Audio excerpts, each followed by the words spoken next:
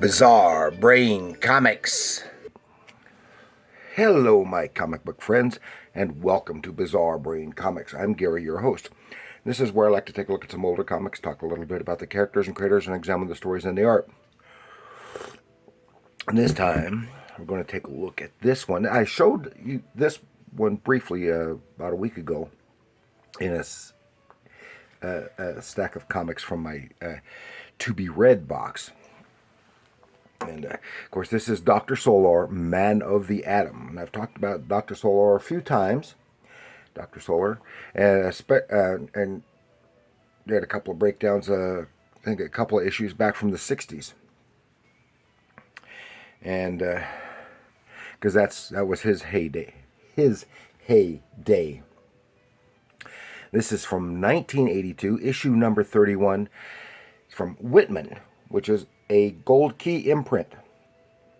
By this time, and if the Whitman was stuff that they printed specifically for their to be bagged. It was like three comics in a bag sold at department stores and toy stores and the like. And of course, one of the main reasons I learned that one of the main reasons they used that Whitman imprint instead of the gold key imprint is because it was to prevent some of the sellers who also had like spinner racks and stuff from opening the bags, tearing the cover off and sending it back for credit, like they did with other unsold books. Because for the shelves and book and spinner racks, those were returnable at that time in drugstores and the like. But the bagged books were not. So they ensured that they had did the Whitman. Now under Whitman, they did not just print the gold key comics. At this time, most of the stuff that was gold key, and even if Whitman, was primarily reprint material. This one is brand new material, but they also, by arrangement, also reprinted some DC comics under the Whitman imprint and some Marvel comics under the Whitman imprint. And they were just, except for that imprint, they were identical. And that's when they had the newsstand version and the bagged version of their own books, they were identical. Now in this case, there was never a newsstand version. This book, for example, standard 32-page comic book, has no ads in it whatsoever except for on the covers. And those are house ads. They have no outside advertising in them at all, which is actually a plus because, as a reader, because that gave you 32 pages of story. I don't even think they even had any text pages in there. And so it was 32 pages of story. In this case, Dr. Solar, Man of the Atom, it was a 22-page story, full-length, pretty much full-length story, and a 10-page backup story of Magnus Robot Fighter. And so I wanted to now this Dr. Solar, Man of the Atom, number 31, Whitman, Gold Key, 1982. This was written, both stories were written by Roger McKenzie. And the art on the Dr. Solar story was by Dan Speigle, and the art on the Magnus story was by Frank Bull. And this is right after they had done a reboot of Magnus in the previous issue.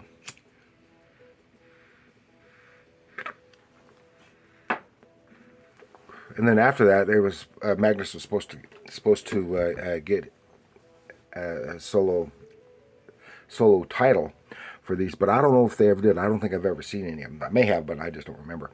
But I don't think they did, because this is the very last Gold Key Whitman issue of Dr. Solar, Man of the Atom. Okay. Now, the stories were historically plot-driven stories with little characterization. And, of course, this is still plot-driven, but it has a greater degree of characterization. Dr. Solar was created by Paul S. Newman and Bob Fujitani. Yeah, that's his name. It first appeared in Dr. Solar #1 in 1962. Gold Key Comics in the Silver Age.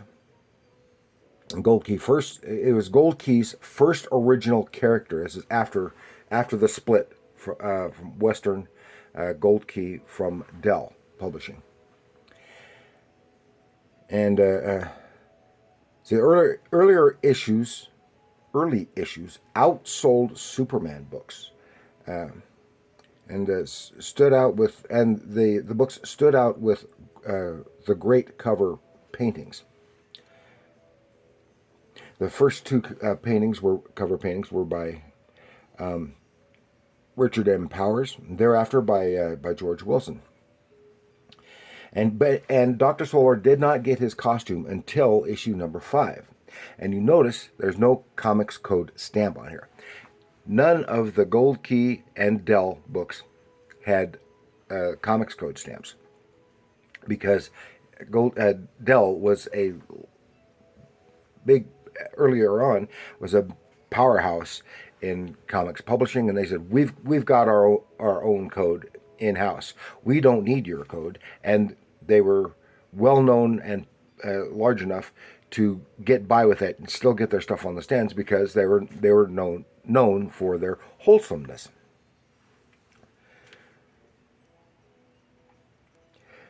But the title was canceled after issue number 27 in 1969, and restarted with issue 28 in 81 under the Whitman imprint, which ended with 31.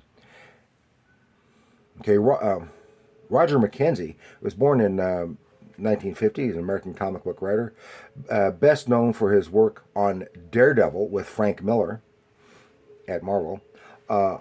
Also written for indie publishers such as Pacific Comics, Comico Comics, and Eclipse Comics, etc. And he started on Vampirella magazine at Warren Publishing, and contributed to DC horror titles. Then with Ernie Colon on Battlestar Galactica, and Captain America over at Marvel. He did Captain America from 78 through 80, and wrote the Starhawk comic strip in 1981 with Gil Kane. I loved that strip. And of course he did both. And the backup Magnus Robot Fighter. Remember, this is done by Frank Boll, who had previously done Dr. Solar. And I think these last two issues of Dr. Solar, which were drawn by Dan Speigle, I think those were to my knowledge, those were the only two issues of Dr. Solar he had drawn. And Frank Boll did Solar for years. But Magnus was created and written and drawn primarily by the great Russ Manning, who, of course, is best known for his little bit later off for his work on Tarzan, starting at Gold Key, doing some filler stuff, did Korok, then moved on to the Tarzan title when Jesse Marsh died, and then on to the for years with the newspaper comic strip. So this has some background to it. Okay, so let's take a little look inside, follow this story. Okay, as I said, it has a little bit more characterization than we're known for in the old stuff, but it's still briefly. But it's fine. It's enjoyable. It's a one and done story, and I like that, especially for something like this. Has what's this? A space battle. Giant ships under attack. Bam, bam, bam, bam. Then we see the people inside. And then we realize from the dialogue, this is a Star Wars ripoff. Then suddenly something comes through and wham, wham, wham, all the enemy ships are destroyed. The co-pilot, who is a big hairy monster, goes wrong, and the captain of the ship says, it's something caught him, and then suddenly it appears, and he and the princess embrace, because he's basically Han Solo and Princess Leia and Chewbacca. And here is their savior, who is the Scarlet Avenger, the Sentinel. Then we see, a wind strikes the Sentinel. It's all on a movie set. It's they're making a movie. And as part of this stuff is some new technology that's being used, laser, some laser thing for projecting a lot of the imagery on the screen so that they can shoot it all at once. And something brand new, it's computer controlled and all this other stuff. And obviously inspired by some of the new technology developed by Skywalker and Lucasfilm. So it's cut, print, and it's great to all work, but the director and the guy playing the Sentinel, who is always in a mask and who is not really the star of the show, is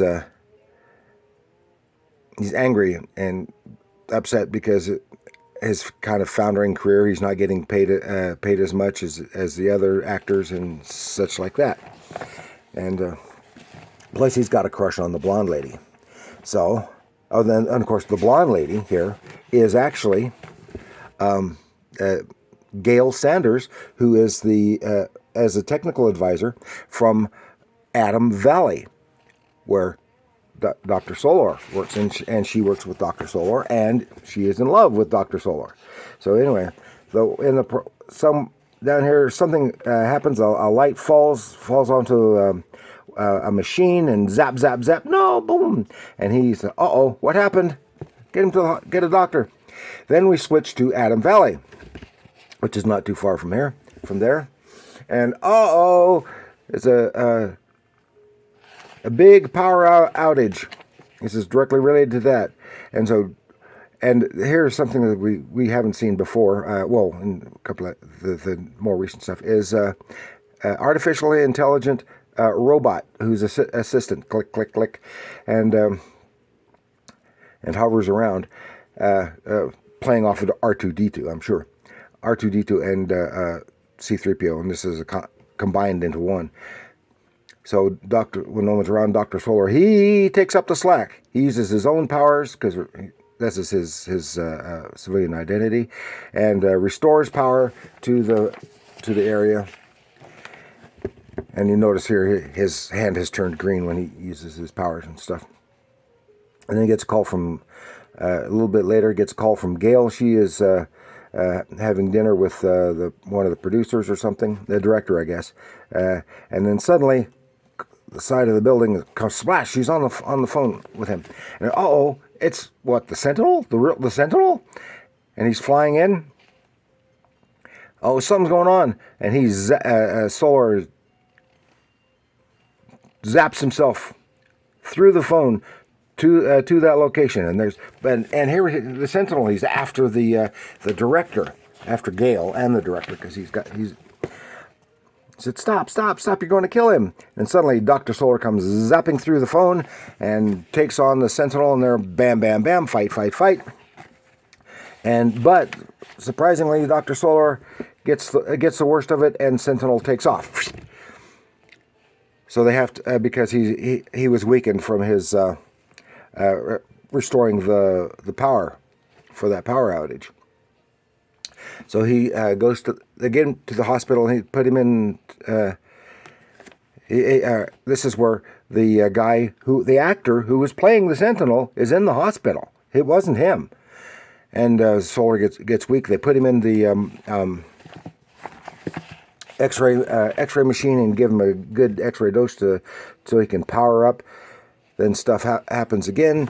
At the stew says, now I can go and I can check into this. And he flies to the studio. He flies to the studio. Zip, zip, zip. He always got weird powers. He can go through stuff, and he's checking stuff out. And he sees the controls for the thing. He turns it on, and it's got. Well, as soon as he turns it on,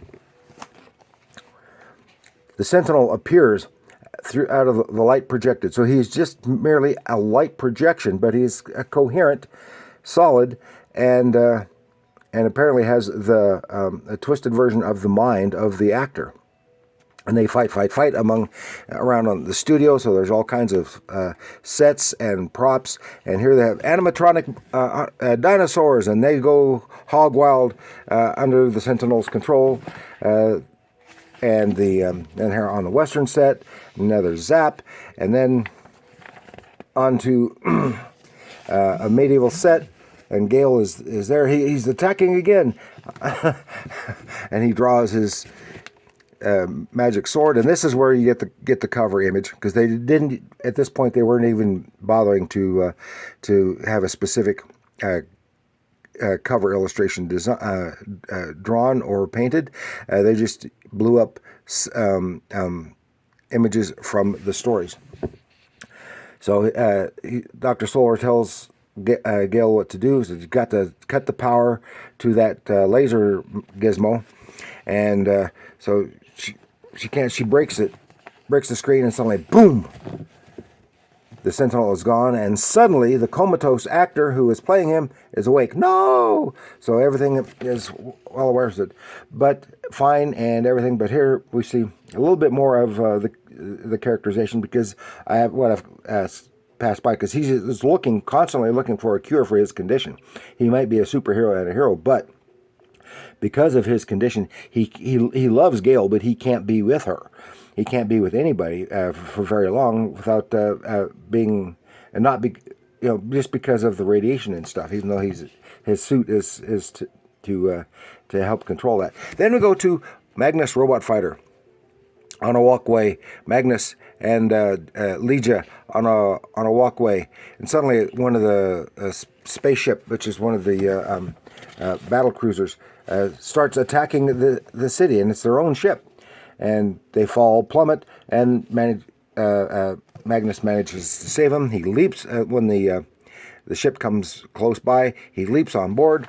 Remember, he's got steel smashing strength. He smashes his way in, and he confronts an image on a screen, and he says, "Oh, we knew you would probably show up," and he makes reference to like a secret cabal called the Conclave, and so Magnus has got to put a stop to this. You have all kinds of various robots and gizmos that he's got to overcome. Bam, bam, bam, bam. Steel smashing strength and traps and stuff. He gets through. There's the other cover illustration right there. And then he finally gets to the where that guy is in control. He's sitting there, and welcome, Robot Fighter. I've been expecting you. Magnus grabs him, and then the ship starts kablooey, kablooey, because it was kind of a booby trap as well, because they wanted to get Magnus out of the way. It says, "There's nothing you can do. We're going to crash, and we'll both be killed." And they do. He manages to get enough control, have a controlled crash landing. He survives.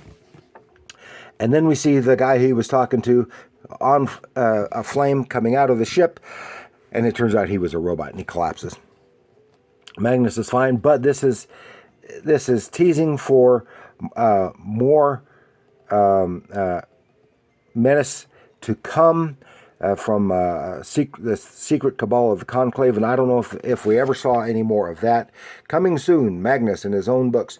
Whether he did or not, I don't know. But I tell you, I like this. The style of storytelling is considerably different from, as you read it, you can see it, from the 60s. And I liked the 60s characters. And then later, of course, were brought back by Valiant, and I personally did not like Valiant. Now, I want you, if you read the Valiant, Dr. Solar, Magnus Robot Fighter, other Gold Key characters, if you liked any of those from Valiant, let me know, because I didn't like any of them. I did like Magnus a little bit at the beginning, and the first couple of issues, Dr. Solar was okay, but after that, I didn't care for him at all. So please like, share, and subscribe, and do leave your comments down below, like just what I said. And do remember, comics are art.